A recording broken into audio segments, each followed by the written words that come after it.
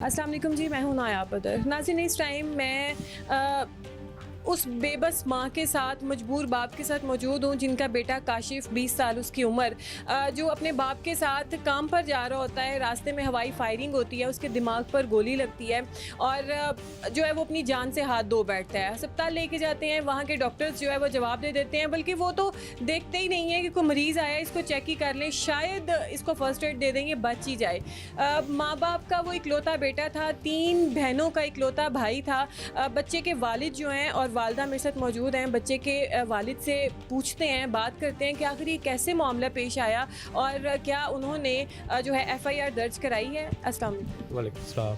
जी sir, ये कैसे मामला पेश आया, कहाँ जा रहे थे आप? हम काम पे आ रहे थे, घर से निकले थे सुबह तकरीबन 8:30 बजे। शदरा कचहरी के पास 2 ग्रुपों में फायरिंग हो रही थी। हम किंची रक्षा की बैक साइड पे बैठे हुए थे। उधर ही काशिफ को फायर लगा और काशिफ ज़मीन पे गिर गया। फायर कैसे लगा? फायर 2 ग्रुपों में फायरिंग हो रही थी, हवाई फायरिंग हो रही थी। आप फिर अंदर गए, कचहरी में देखा, उनको बताया कि भाई ये मामला हो गया? बिल्कुल नहीं, कोई है ही नहीं था उधर। लोग भी वो अपनी जाने बचाने के लिए भाग भूग रहे थे और कोई भी नहीं था साथ।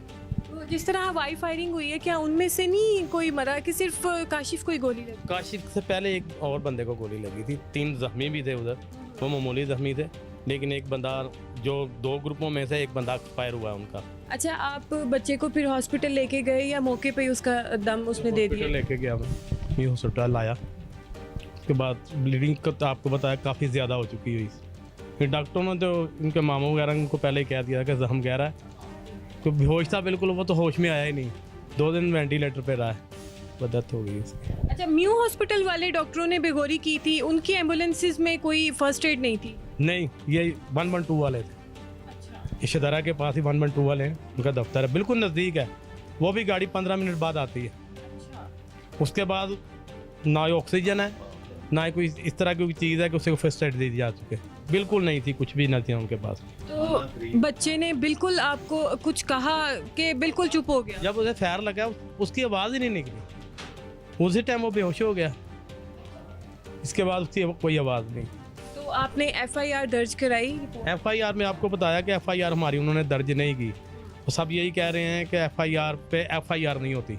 आपकी दरख्वास्त हमने ले ली है, आपका यही रहेगा कि आप मुद्दईयों में इनके आपका कत्ल हुआ है, आप भी उन्हीं में शामिल हो, ये कहा उन्होंने हमें। यही तसल्ली दी है।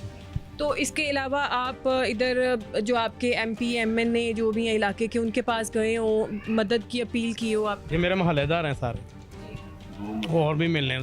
तकरीबन 3 4 5 बंदे जा चुके हैं। उनके सेक्रेटरी को बताया, खुद तो वो मिलते ही नहीं है, लेकिन किसी ने किसके पास गए हैं? यहाँ ये किसका इलाका है? ये बिलाल यासीन, ये और ये नेशनल असेंबली का, ये नवाज शरीफ हम इधर से जीते हुए, ये उनका हल्का है नवाज शरीफ का और बिलाल यासीन का। वोट भी आपने इन्हीं को ही दिया? इन्हीं को दिए। तो वही जिनको वोट दिया है वही मदद के लिए नहीं आए? बिल्कुल ही जाहिर है, वोट लेना होता तो नजर आते।